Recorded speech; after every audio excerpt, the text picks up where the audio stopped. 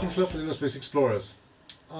We had a ton of questions and emails asking if we could show a video of how to properly set up a side mount rig.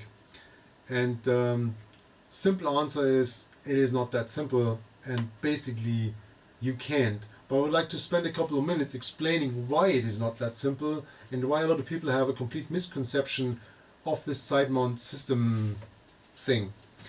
So when you think about back mount diving, back mount diving in a DIR style, it is very simple, because you have your tanks, no matter if single or double, they're rigged in a specific style. You have your wing, backplate, your regulators with the hose lengths are defined. So there's no what if. You just get that stuff, put it together, you follow a couple of rule of thumbs regarding the height of the tanks, of the tank bands, stuff like that, and it will work. And in the end, it doesn't matter if you dive it in a 3mm shorty or in a dry suit with a 400 gram undergarment. It's basically always the same. You may have a slight adjustment on the harness, but even if not, it may be a little bit more loose or a little bit more tight, but in the end it will not make a big difference. So looking at side mount, it's a complete different thing, because suddenly you have all these little details, and when you turn one a little bit, all the others will change as well. So it makes a huge difference now if you dive steel tanks or aluminum tanks, heavy steel tanks, light steel tanks, what kind of hose configuration you dive, if you dive a system that's more for warm water, for cold water, how much lead can the system take, where can you store the lead, how do you attach the tank. So for example, you use one without a butt pad, which I can show you in a minute. So that's, for example, doesn't have a butt pad. So you place your rings, your riggings from the tank on the side, and you can slide them up and down. Whilst when you use, and that actually is calls for a fixed attachment on the tank that I will show you later on. And if you, for example, use a system like that has a butt pad, you clip back there, and now you have a fixed point where you attach it, and that actually calls more for a bungee style of attachment on the tank. So suddenly looking at the tanks, like I have a small aluminum tank there, that has a bungee on that side.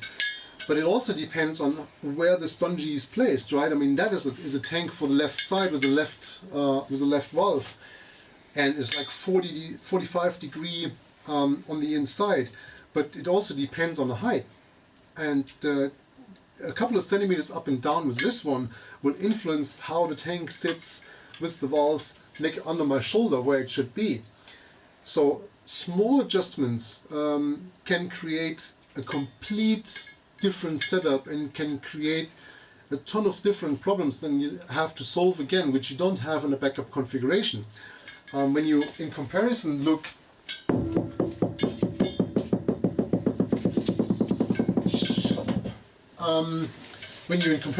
at that tank, which is a 12-liter tank with 12 kilos, that's basically neutral. This has a fixed rigging.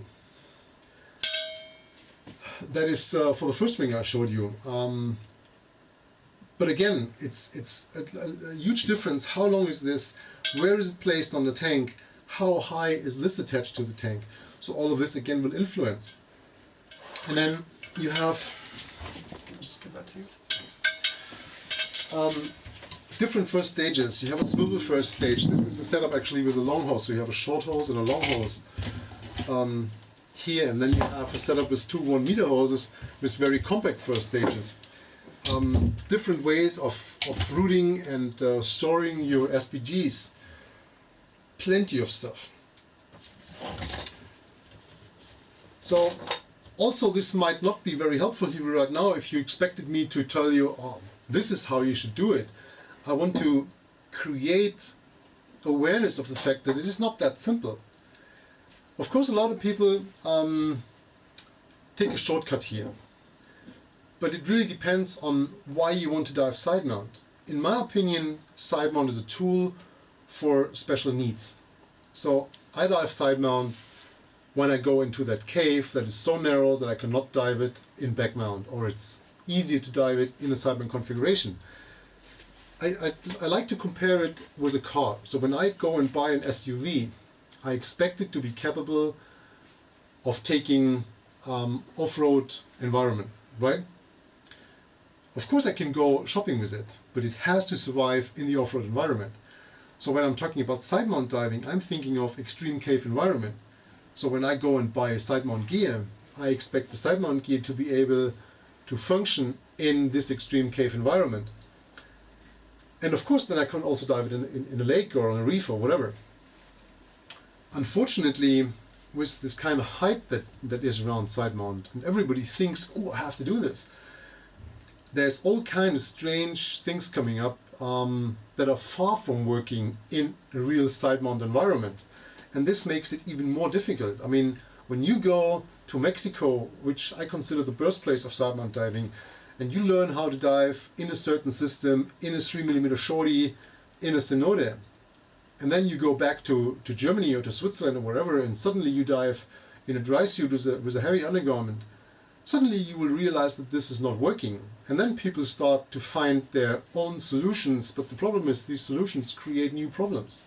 So originally, side mount diving means that the center of gravity is you, the diver, and it does not matter if you have 1, 2, 3, 4 tanks, and if the tanks are on your side or in front of you or on the side or wherever, it just shouldn't influence your buoyancy and trim. So suddenly, having a need for a lot of weight, a lot of people tend to take heavy tanks. So if I take two 12-liter tanks with 15 kilos each and I put them in front of me, guess what happens? It's going down. So suddenly the system doesn't work anymore. And it may work if you're just diving in the lake, but it is far from the origin of side mount diving, if you know what I mean. So basically, I'm really sorry that I cannot provide the solution. But this is also the problem when you go and you do like side mount test events. I mean, somebody comes and you have 30 minutes with him, put something on him and throw him in the water, and it may work because accidentally the stuff fits on that person. But normally you need much more time to adjust the system to a special person, to its special needs, to its equipment, the existing equipment like the dry suit, etc. And that you cannot do in half an hour. I mean, we recommend the toddy style system in our diving, which makes it a little bit easier for you because it is very close to what you're used to. I mean, it still uses the back plate, so the fitting of the back plate is relatively the same. It will feel very naturally from the beginning, and so it's just a few things that are added on top, and of course you still have to adjust it, and the height of the bands on the tank, etc., etc. All the things that I just mentioned are still there, but the system itself looks very familiar from the beginning.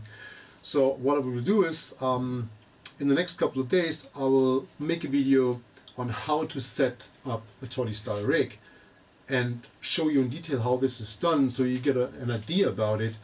And on the other hand, it's something that most divers, I mean, half of the equipment you will have in your basement, so it's probably a good starting point for you. And then I will also come back to the regulator configuration and why we recommend the 2 1-meter hoses over the long hose configuration, and give you a little bit more detail about that. So I hope this helped, and if you haven't subscribed yet, please subscribe to our channel and keep coming back for more information. And next week I'll show you more about the side mount topic. Thank you. Bye.